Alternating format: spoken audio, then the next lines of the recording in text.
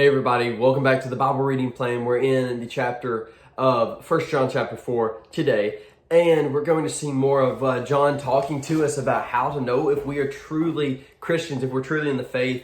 And I said on day 1 or 2 that we're going to be circling around these words of light and of love. And today we're talking about love a lot. In verse 7, he said, "Beloved, let us love one another, for love is from God, and whoever loves has been born of God and knows God.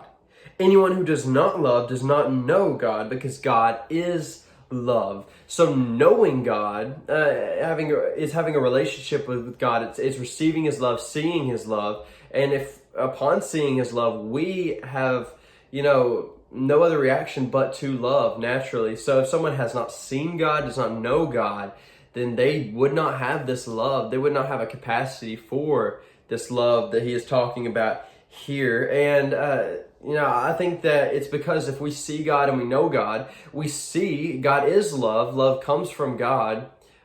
We see that God has loved us so much that, the physical manifestation of that is Him sending His Son to die for us and being the propitiation or the go-between for our sin, and taking all that we had done wrong and dying with it, and then giving us righteousness if we just choose to put our faith in Him through Jesus.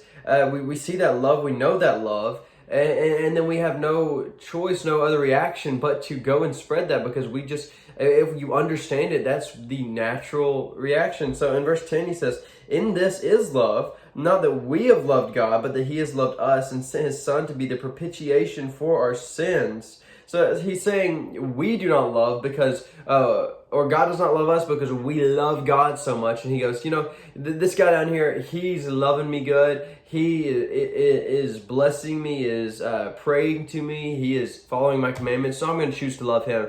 No, we love God because we have seen His love, and He first loved us.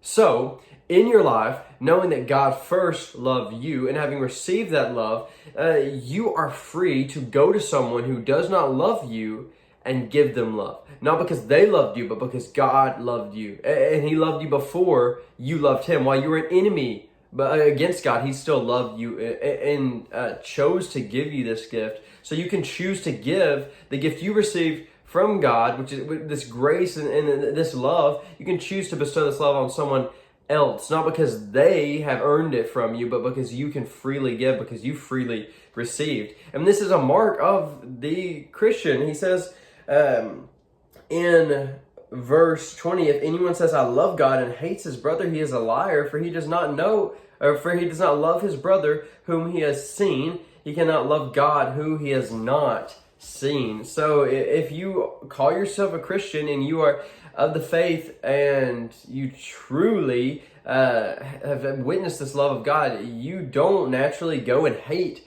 your fellow Christian. You see them as your brother or sister and you love them. Love is a natural indication of salvation. And if you find hatred in people, if you often say, "I hate people," or "I can't stand people," or I just maybe you just don't like people, don't see them as other human beings, and you need to check salvation. You need to check your love for God. You need to check your humility, saying, who am I? What am I? Am I a person that another person is saying, I hate people? Am I in that?